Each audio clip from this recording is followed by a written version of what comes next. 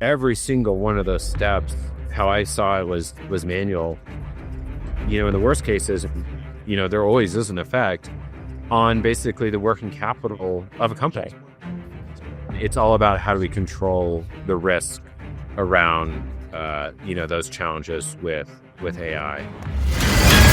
Welcome to Heroes of AI, powered by Growfin, a thought leadership series that spotlights the unsung champions and their transformational contributions in solving some of the biggest problems in the accounts receivable space. I'm your host, Pradyut Hande, and in this episode, we feature Jordan Esbin, the founder and CEO of Credit Pulse. Welcome to another episode of Heroes of AR, powered by Growfin. I'm your host, Pradyut Hande, Associate Director of Product Marketing at Growfin, and today I'm joined by a giant in the credit management space, Credit Pulse. And that is none other than the founder and CEO of Credit Pulse itself. Now, Jordan has a proven track record of helping Fortune 500 companies design and execute robust risk management programs. With an expertise in credit, financial reporting, reputational and political risk, he now brings his experience to the credit space through Credit Pulse, which happens to be an AI-driven platform transforming modern credit risk management strategies. And he's been also featured on Forbes and Black Enterprise magazines. Welcome to Heroes of AR, Jordan. So happy to have you on board. And as it happens, to be in a position to say the fact that we are now partners together, working with, bringing credit management and AR automation together. Welcome to the show. Thanks so much, Pradyut. And super happy to be here and to be connecting with you again, and also excited for our partnership. It's been a long time coming. So looking forward to spending some time with you today. Oh, 100%. I think we met back in August, back at the CRF event in August, and glad that we could come good on a lot of those conversations that we had, and so excited to be working closely with you. And I'm sure this conversation today with you will unpack a lot of insights that are going to be supremely valuable to our audience as well. Awesome. Without further ado, let's jump into the conversation at large, and let's start with where it all begins, right? What was the thought process behind setting up Credit Pulse to begin with? What was the genesis story? Like, that is something that I've always been curious to know when it comes to founders per se. And I think that would be a great place to start our conversation off from. Yeah, sure. I know you said in my intro a little bit, but I started my career in risk consulting, and it was an incredible way to start my career. I got access to some of the largest companies in the world, and got to meet with their C-suite on a daily, weekly basis, and understand essentially what keeps them up at night. And a lot of times it was things you'd expect, like financial reporting risks, Sarbanes-Oxley, but a lot of times it was other things that I didn't expect.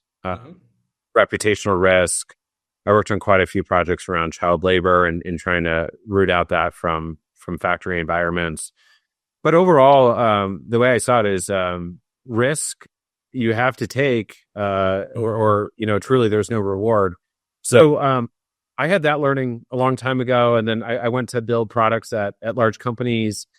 And at the end of the day, I said, at one point I said, now's the time to put it on the line. Let's go see if we can build a company and make this successful. And with the support of my family and friends, I went for it. And the main insight that I got, that helped us form the thesis behind what's now Credit Pulse, is I went and talked to a bunch of CFOs, and I asked them essentially the same question I did when I was consulting. What keeps you up at night? Right.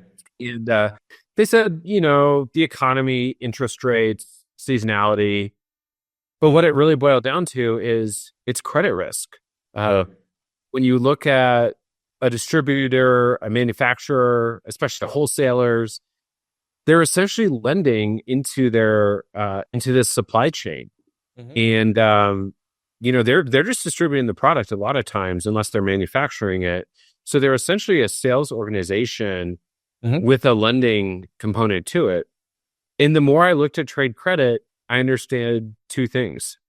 One, it's an absolutely massive market that Right. people, often ignore from the fintech world, which is where I came from. Right. The second piece is it's almost all manual today. Uh-huh. Most people I talk to use kind of traditional credit reports, Right. and that's the only thing that, at the click of a button, they can actually get in their credit process today.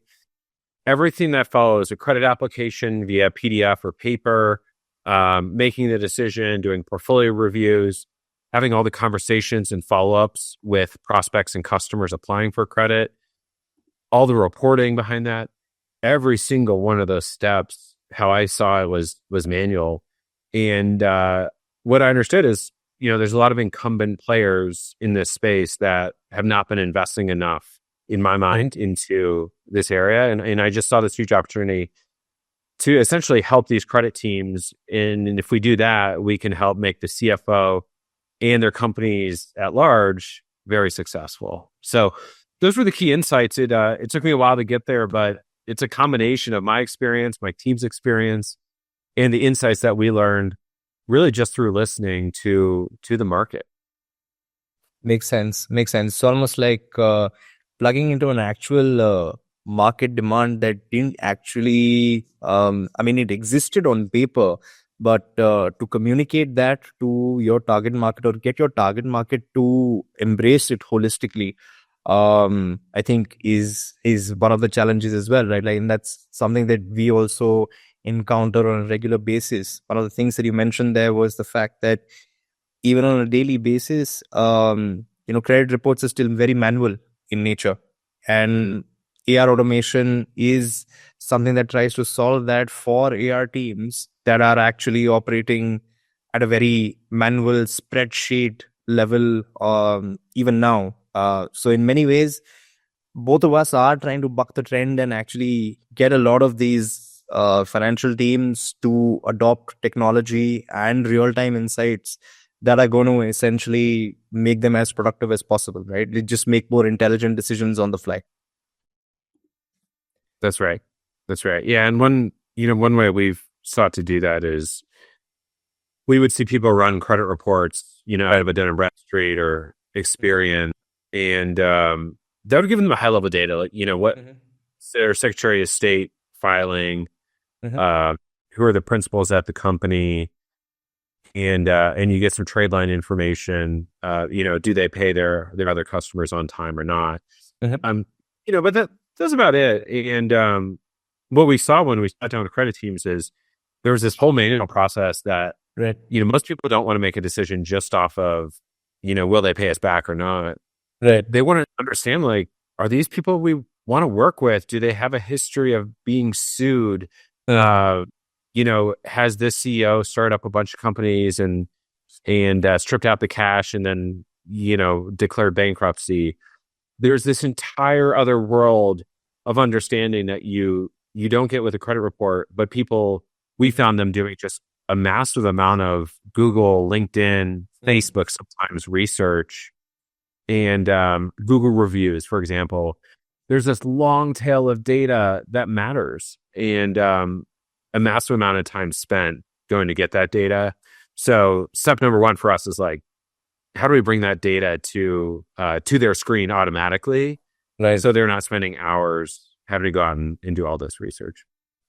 Makes a lot of sense. Makes a lot of sense. It's almost like, again, I hark back to the fact that Credit Pulse and Growfin are working together. There's downstream and upstream data that needs to come together for financial teams to be able to make good on the intelligence that they are receiving from all ends, to be able to, again, collect on time and ensure that their cash flow doesn't get affected. Coming back to the same point that you were actually making, right? Like this, some of the inputs that go into developing your model per se, right? If I could ask you, what are the most common gaps or after effects of weak credit decisions? And parallelly in the same thread per se, like what does healthy credit actually look like per se? What goes into developing that credit report? Yeah, sure. There's some key signals that we see when, there's kind of weak decisions being made. Mm-hmm. The telltale signs are the credit manager is getting a lot of pressure from sales or from their executive team to say yes because they want to bring in the sale. But they don't have a leg to stand on because they don't have enough good data to say, hey, this is why I'm going to say no, or this is why I'm going to say yes at a lower credit limit. That's a telltale sign that, they're not armed with the right information. And usually there's also a process issue there to make a really good decision. That's kind of a precursor to how it ends up. Right. The ending part of that is if you continuously make poor credit decisions or you give out too much credit to the CEO's friend, eventually you'll get burned. And that leads to a number of things. Obviously, you'll probably churn that customer or that account. And if you got burned, you probably don't care, but there's a write down there of bad debt. There's typically this CFO meeting where the CFO starts asking questions like, how did this one slip by? Why did we approve this one for $100,000 when we should have just approved them for $10,000? So, some tough, sometimes emotional meetings happen.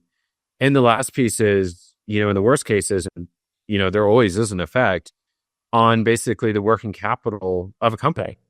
You've shipped the product and then not been paid. That's a true issue. And we've seen, this spectrum of customers where huge amounts of bad debt, huge amount of outstanding aging AR. And on the other side is these really healthy businesses that they have the right tools and data to make these really good decisions. They have organizational alignment to say, hey, even if this customer is friends with their CEO for 20 years, we still have the right to say no or to only approve what we feel comfortable with.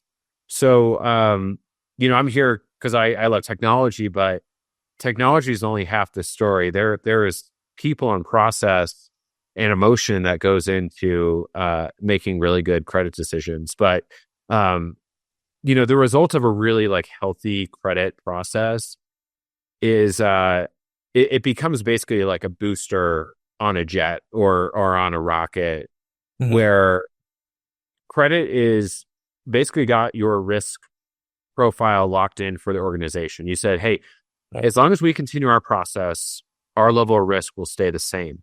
And because of that, now we can really become aggressive with growing our revenue. And the best organizations, they're able to grow revenue faster because they have this great process that helps them control risk. The ones that are out of control, you can go grow a lot, but your risk is going to scale with your growth and not in a linear way. You're going to end up eating a lot more on collections or maybe even have to sue a customer. So there's some really big upside here, but also some pretty nasty downside. One customer I talked to over the last 2 weeks, they figured out their process and they're ahead of almost everyone in this space. They made hundreds of millions in additional annual revenue when they started to look at credit as a growth driving part of their business. And incredibly impressive business, but they got the fundamentals correct first. Got it.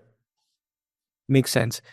I'm going to hone down on one phrase that you used in that response, which was organizational alignment, right? And that comes with, again, communicating effectively with the customers that you have, but it also comes down to establishing communication controls internally with your teams as well. And which is something that I want to dive a little deeper into, because just want to understand from you at a more deeper level. So when you're working with customers, how do you think credit and collections teams could potentially work together and with other internal stakeholders as well, just to ensure collaboration is at a level that makes credit risk decisioning intelligence as valuable to other teams internally. Yeah, absolutely. I'll start by saying like we typically see, especially at larger or most companies, like we're starting to see credit and collections teams be combined into the same organization. They roll up to a director of order to cash or a VP of accounting or a chief accounting officer. So like we've seen that trend of these teams come together. It doesn't necessarily mean that they're working more effectively with their colleagues in other departments, sales, finance, operations, customer support, it probably rolls into operations. So often like a symptom that we see if they're not working well together is credit has a hard time having a seat at the table in the revenue and strategy type sessions. It's often seen as more of this back office function. Sometimes people have called it, the sales prevention department, like they just, but in reality, like credit just has a different incentive from sales, and they're both pretty, kind of sometimes have their blinders on. Sales is there to grow, to make money at almost any cost, and credit is there to protect the business, protect that revenue, almost at any cost. So, I think there's a little bit of that, organizational alignment needed, but what it looks like is, I think, having the right conversations between these departments in understanding those incentives.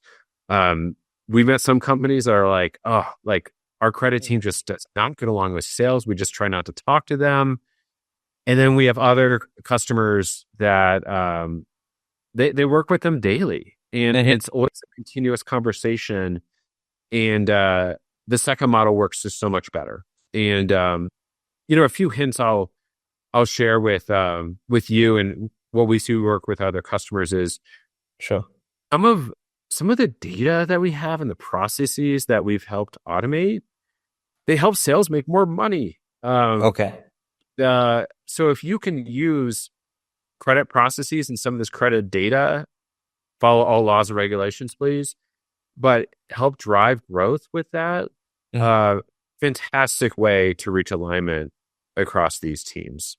And the other thing I'll say is, I think the rest of it comes down to expectations. And does finance, customer support, and sales know what the actual process is? And more importantly, do they know why the process is like that? That's a really good foundational step to make sure that you have good cross-departmental alignment, essentially. That's amazing. Fantastic answer.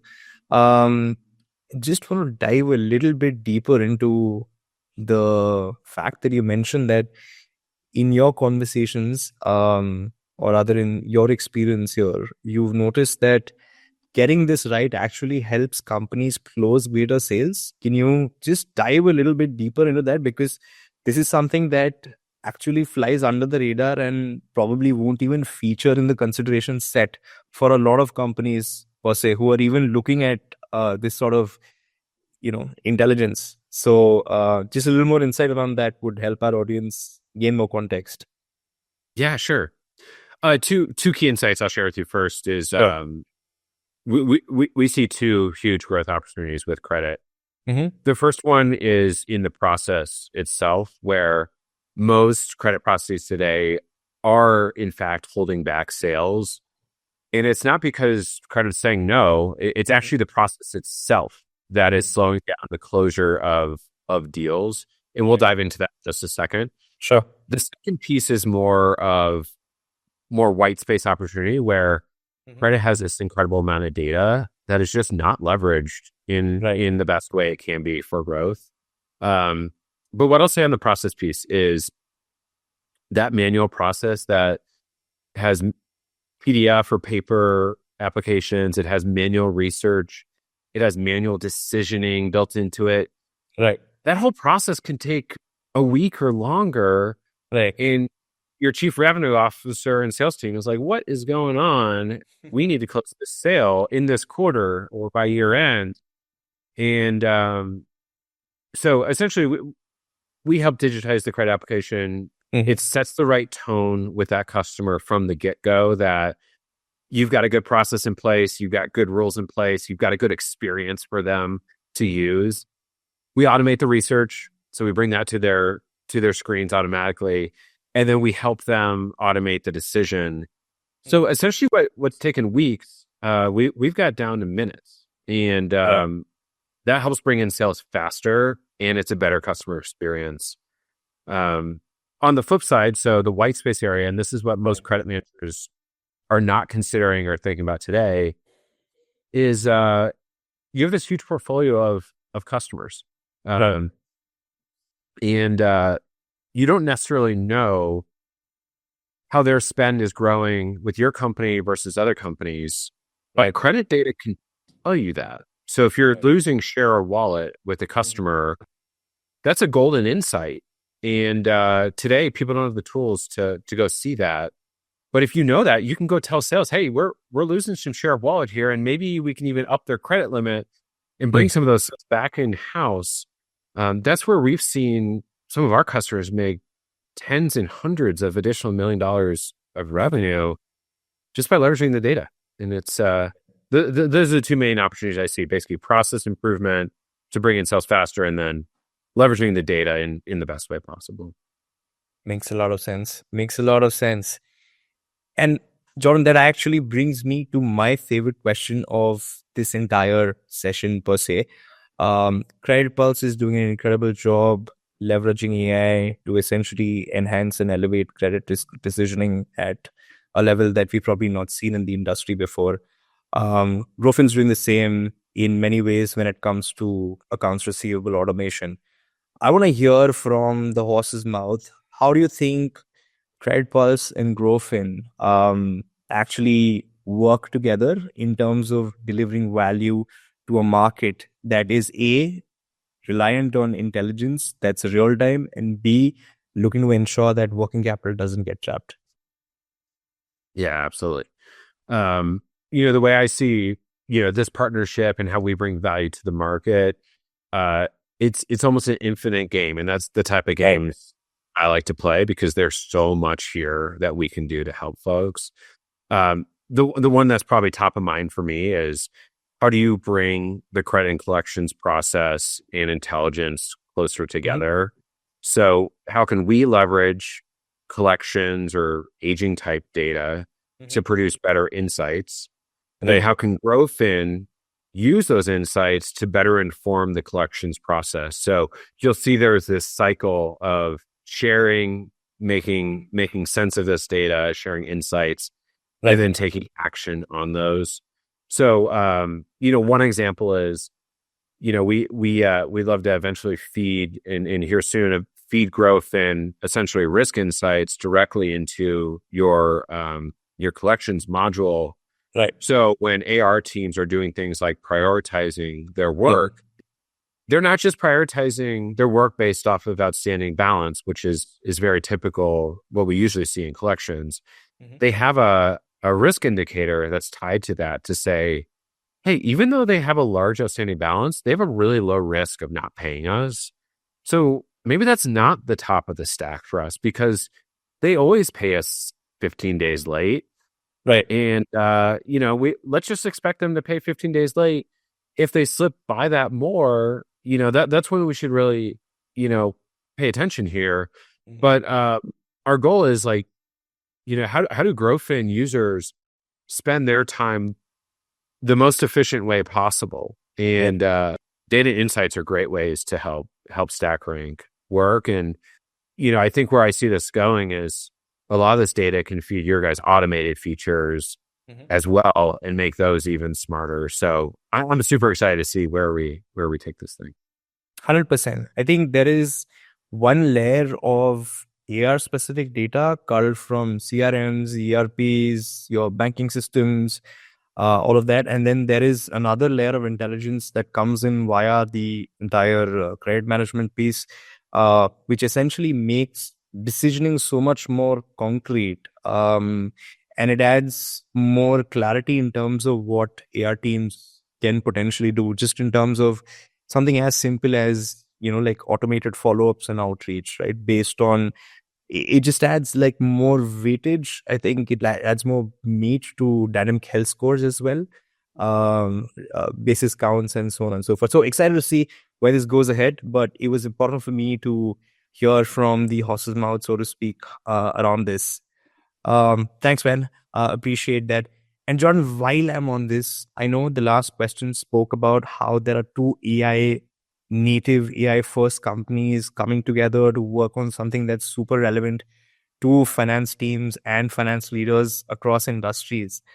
But one of the things that we constantly run into, almost as there's a resistance or there are concerns about, is how does one keep AI explainable enough that both AR and leaders can actually trust it? It's almost like it's like AI is not a black box, but it's something that you can bank on, and it's not a closed loop without human guardrails in place. How do you build trust in what AI is producing across a product like CreditPulse? That's such a loaded question. I could talk for an hour about these ones. So I'll try to keep high level. Sure. What I'll say is there's risk in AI, and we all know it. Right. There's some of these problems in AI are solvable. Right. And some of the problems are not solvable, and they never will be. Right. And it's all about how do we control the risk around those challenges with AI. So a few things we've seen in what we're using in our business, I'm sure you guys are as well. Right. The first one is just a good decision framework. What are the right use cases for AI? We think about a lot of like contextual use cases. And then what are even better, like what are use cases that you should just not give to AI? So we look at things like deterministic use cases where it's really math heavy. AI is really good at language, not math. Right. You got to get the math right for these things. So financial statement spreading, for example, or really dense risk policy evaluation. Great for deterministic, probably not great for AI. But AI can wrap that with better context and provide, essentially ask or answer their question, why did you recommend this? And it's really good at explaining the context around a decision. Right. That's number one, I would say, is just, don't give it the wrong problem to solve. Give it the right problems. Number two, I would say is just a constant focus on making it better.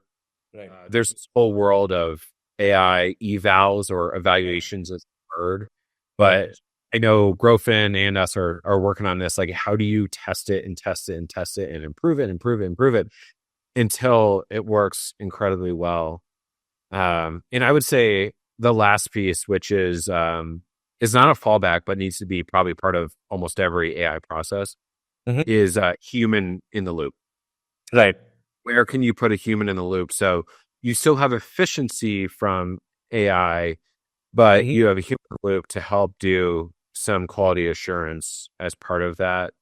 So that was a 3-step framework of how we think about it. But I think AI is here, and we're all learning it as we go. But there's a lot of opportunity, and it's all about seizing that opportunity, but also controlling the risks behind it. True. I think very well answered. I think I'm just going to add like one more point to the 3 that you mentioned. The number one, I think for me as well, like in all my conversations that I've had with industry leaders across like different product lines also, is being absolutely convinced and clear about the outcomes that you want to drive with AI, right? You don't want to just be a Me Too player jumping onto the bandwagon because you fear that you might be missing out on an opportunity per se, right? I think everything else flows from there.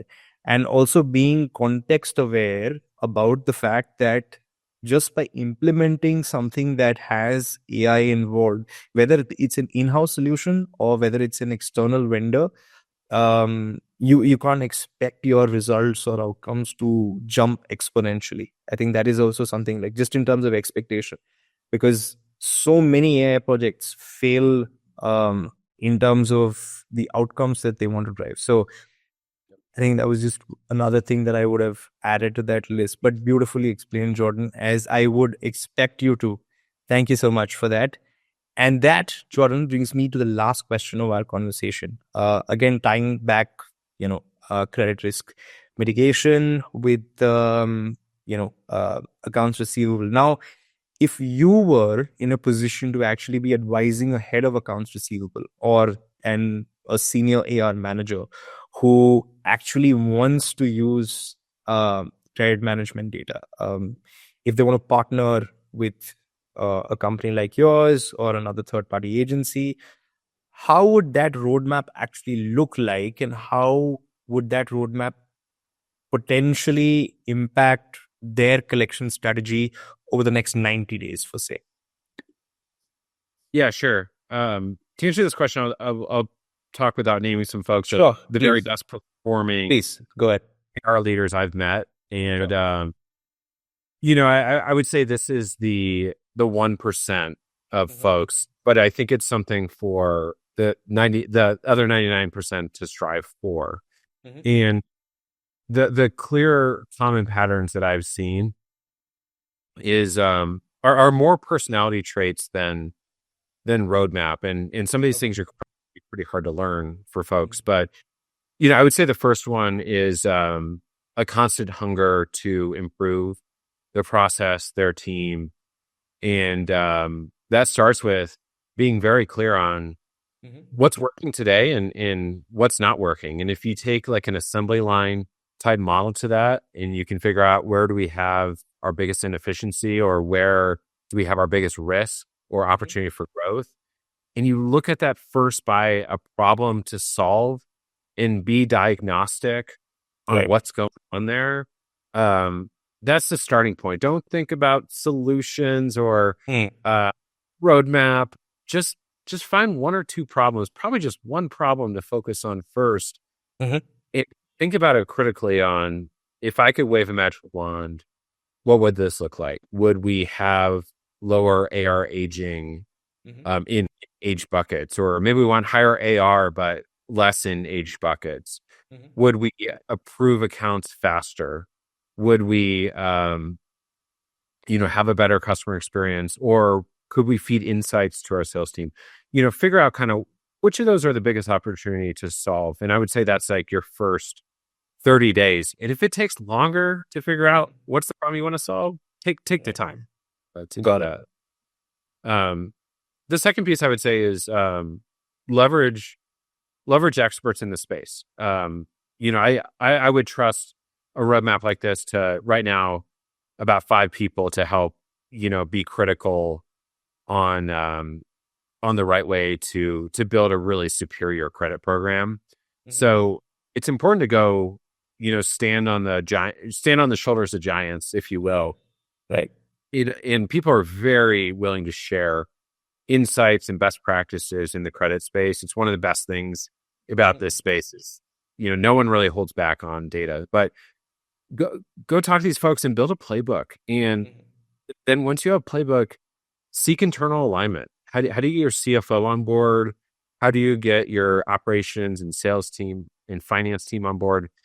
Get everyone aligned on what's that outcome that you're trying to get to, and then show them that you have a plan to get there.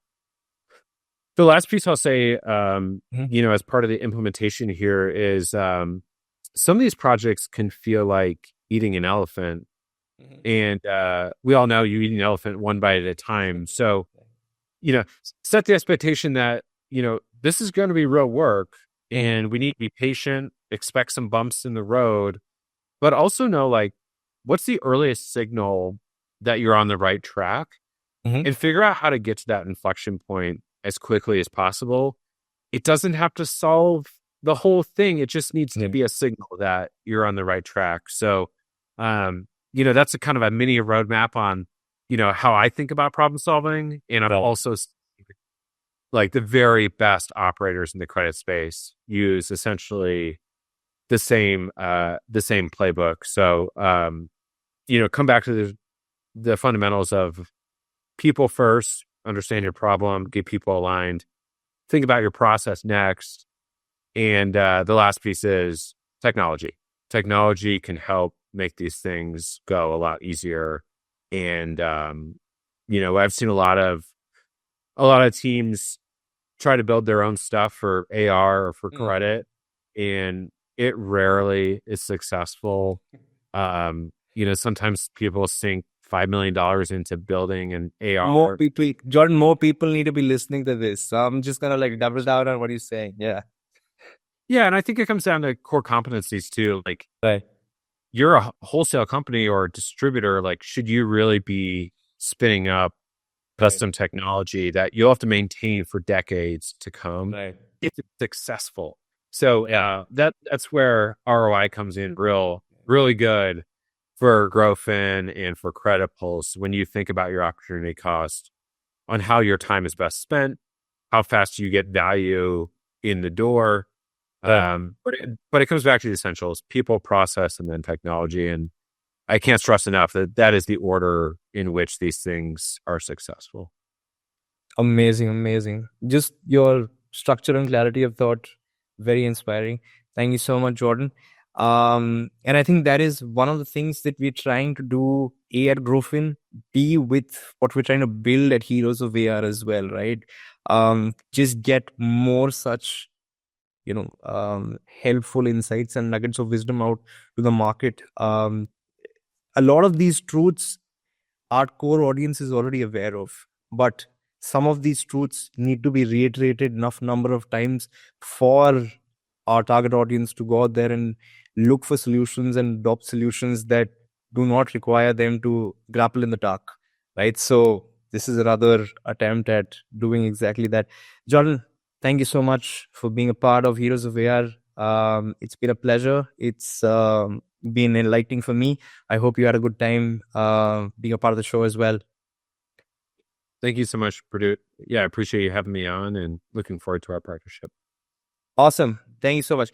I have a feeling that this is going to go a long way. This is path breaking in ways that we probably don't realize ourselves. But yeah, here's to the Growfin and Credit Pulse partnership going strength to strength from here on. So thank you so much again. Thank you.